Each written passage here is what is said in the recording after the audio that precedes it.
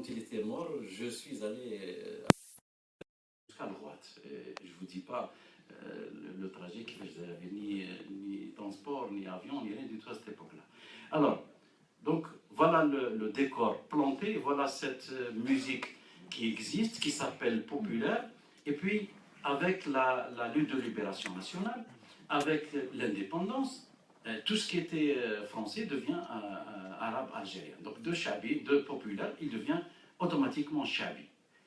Mais ce mot chabi est resté jusqu'en 1985, en 2005 exactement. En 2005, avec la création du Festival national de la chanson chabi. Festival national de la chanson chabi. Voilà un nom qui avait, voilà un genre qui avait pour nom un adjectif.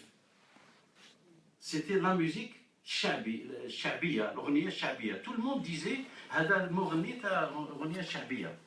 Mais on dit l'ornia shabia, la musique folklorique est aussi une ornia shabia.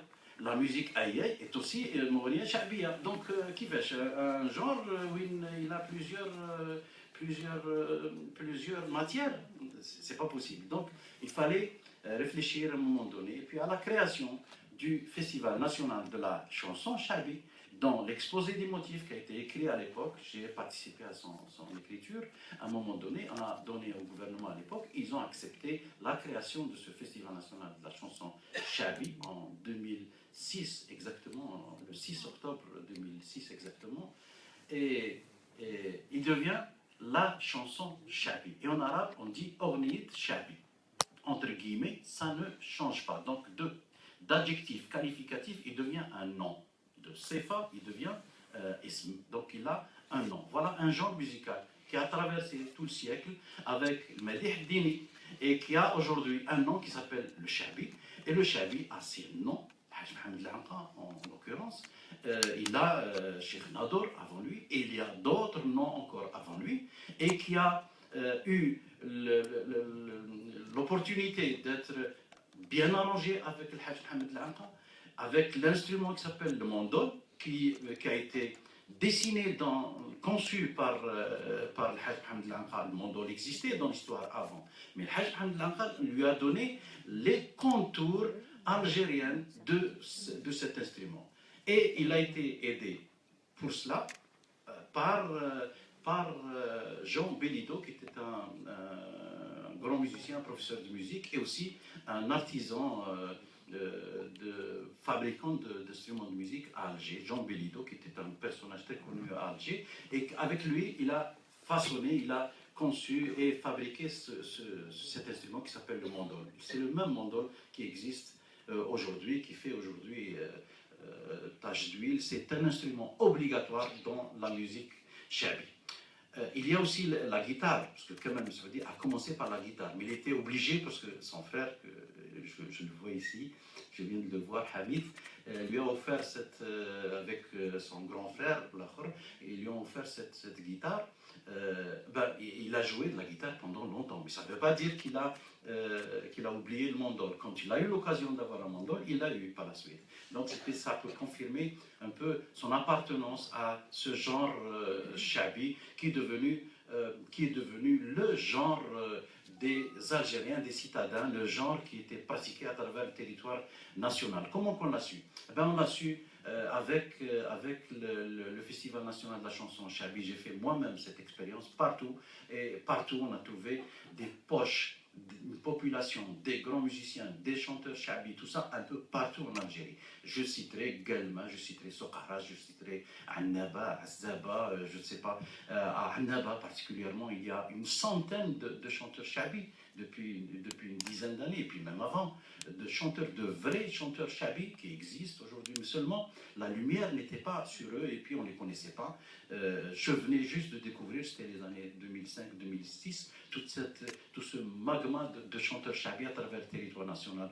Je ne citerai pas ma ville natale qui est Mzghren, qui est Mstghanem, qui a aussi une tradition, une longue tradition de musique chabi. Oui, on disait à l'époque, il n'y avait que Mostaganem pour le chabi, il n'y avait pas qu'Alger, il y avait aussi. Donc, ce genre a complètement éclaté. Qui l'a ramener à travers le territoire national. Ce sont des personnalités comme l'Anqa, comme Haj Mrizq, qui faisaient tous les grands mariages, l'animation des grands mariages de Ghardaya à Haj Mrizq lui-même. Il allait pratiquement tous les mois à Ghardaya. Et il y a aujourd'hui une dizaine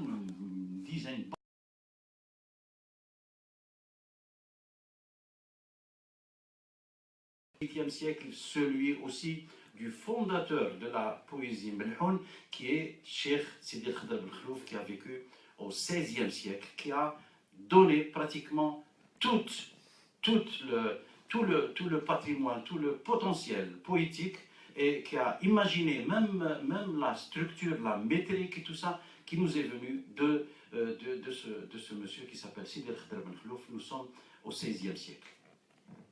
Donc la poésie tient plutôt le genre chabi tient de la poésie. Nous avons une musique, il y a une poésie et il y a une enveloppe musicale. C'est cette enveloppe musicale et l'exécution musicale. C'est cette enveloppe comme ça qui s'est développée au fil du siècle. Et pourquoi aujourd'hui on est là? On est là pour rendre hommage à Kamal Messoudi parce qu'il a éclaté, tout en étant à l'intérieur, tout en étant pleinement solidaire avec la tradition. Il était aussi, il regardait résolument l'avenir, il regardait plus tard. Il était jeune et puis il n'avait pas de complexe et puis il faisait ça. Je dis ça parce que j'ai vécu avec lui. Il y avait autour de lui des personnalités comme Mohamed Lamaroui qui est là avec nous. Qui avait lui ouvert les yeux des chanteurs qui étaient ses amis. Galiz, Nordilalen, je ne sais pas, tous les gens qui ont été autour de lui, qui l'ont encouragé, mais encouragé. Je vais vous dire la personnalité de Kamal Messoudi. Il n'écoutait que ce qu'il avait dans sa tête. Il prend acte de tout ce que lui est dit, mais il ne fait qu'à sa tête une fois devant un enregistrement au studio, etc. Et là, je me rappelle dans l'histoire qu'il y a des personnalités comme ça. Cheikh Hassisen, par exemple. Cheikh Hassisen, qui est mort en 1958 à Tunis, ce monsieur qui a vécu aussi 10 ans, comme vécu artistiquement 10 ans, Kamal Messoudi aussi. Je fais aussi un parallèle avec Cheb Hasni, qui a vécu 10 ans et aussi qui a tout fait. Comme disait Galiz dans le document, il a dit, il a tout fait il a tout fait, il a tout dit, et il est parti jeune, il a fait tout ça jeune, il est parti. Il y a des gens qui sont restés 60 ans, qui n'ont pratiquement rien fait. Lui a fait. Donc, Cheikh Hassisen faisait des répétitions avec le populaire de la radio algérienne de l'époque.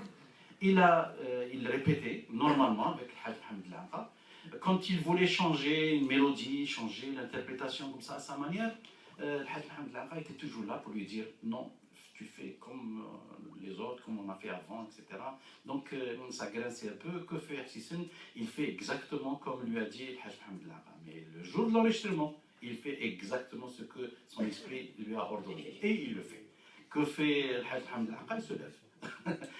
Et puis il laisse. Et puis ce sont des textes, ce sont des chansons, qui illuminent le ciel algérien aujourd'hui. Qui ne connaît pas Hassisen, qui ne connaît pas Atel el-Qafs, qui ne connaît pas Lyoum el-Jum'a Rah Tairi, qui ne connaît pas Lahil Dhab Houmou, qui ne connaît pas, et tout ça. Donc toutes ces mélodies, oui, Smokala également, qui ne connaît pas tous ces textes aujourd'hui. C'était en l'espace d'une dizaine d'années seulement. Donc ces personnalités qui sont porteurs de changement, eh ben, Kamal Messoudi fait partie de ces personnalités.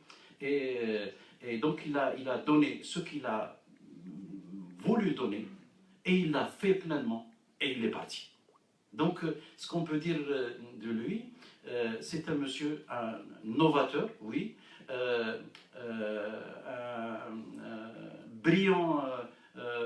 brillant musicien aussi, parce qu'il s'est exercé aussi et puis sa nature aussi. Sa nature, sa condition sociale qui a joué pleinement. Et quand je dis condition sociale, je reviens aussi à Ammar Zahi, sa condition sociale imprimait aussi son jeu, imprimait son jeu musical, son jeu instrumental, imprimait aussi sa façon d'être sur le plan musical, sur le plan de la chanson, sur le plan de tout ce qu'il nous a donné, lui aussi, en l'espace d'une cinquantaine d'années. Voilà, je vais m'arrêter là pour essayer de vous écouter. J'ai essayé de faire un brossé. Je ne voulais pas rentrer dans le détail de sa vie parce que je l'ai résumé avant pour vous, et spécialement pour vous, pour dire qui est Kamel Messaoudi. Nous sommes là, je veux dire bravo à l'association Kamel Messaoudi à Paris et à Slamani Feriza. Je la remercie également pour nous avoir donné cette occasion pour parler de Kamel Messaoudi, et nous reviendrons Inch'Allah plus tard avec peut-être des produits différents pour pérenniser le message de Kamel Messaoudi et toutes les personnalités qui ont fait la musique algérienne.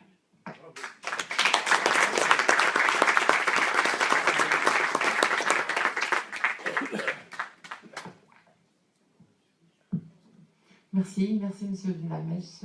C'est très émouvant toujours de parler du Chabi, de Kamel exceptionnellement, puisque ce soir on est là pour parler de Kamel. Il y a juste un moment, le frère de Kamel, Hamid Messaoudi, nous a rejoint. L'équipe technique et tous les musiciens, les candidats finalistes pour le prix Kamel Messaoudi sont en route pour arriver dans quelques moments. J'espère qu'on aura le temps de les voir ce soir. Et bon, le débat est ouvert, c'est à vous. Et bien sûr, toutes les personnes qui s'intéresseraient éventuellement à notre association, nous avons des bulletins d'adhésion à l'extérieur dans le hall. Nous avons créé des adhésions à 10 € symboliques pour notre association, pour nous soutenir. Donc n'hésitez pas si vous voulez nous soutenir. Merci. Le débat est ouvert. Vous avez des questions à poser? Oui, tout d'abord, bonsoir. Merci pour cet exposé si brillant, bien structuré, même s'il est spontané sur l'histoire de la musique chabi. Mais je crois que vous avez déjà exposé ça dans une autre occasion au Centre culturel algérien autrement. Et j'avais intervenu parce que, d'ailleurs par hasard, j'écoutais le Hajj Wanqa dans une interview à Katib Yassine ce matin, qui racontait aussi sa propre version. Et l'histoire, elle est faite surtout de versions. Et quand on dit l'histoire,